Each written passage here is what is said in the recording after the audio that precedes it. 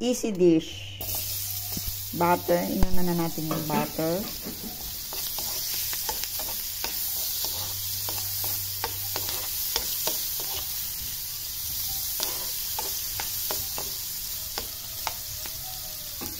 And then next, carrots, sitaro, and beans.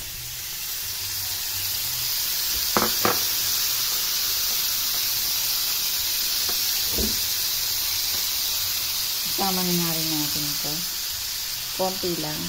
So, itira natin iba.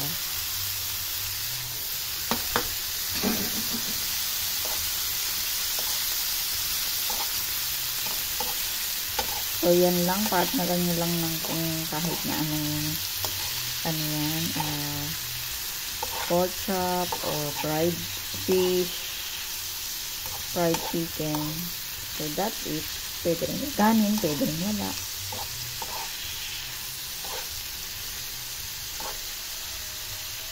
You can put anything you want as pampaalat or seasoning. Anda.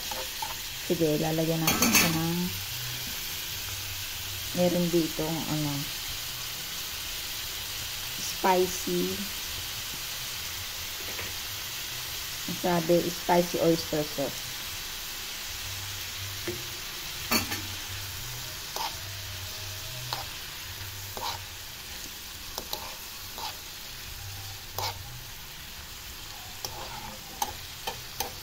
Then garlic.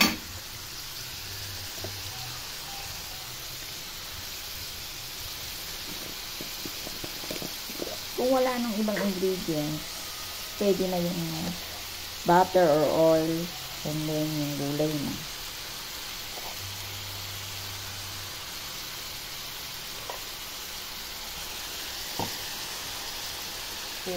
Put some black pepper. There. Happy eating!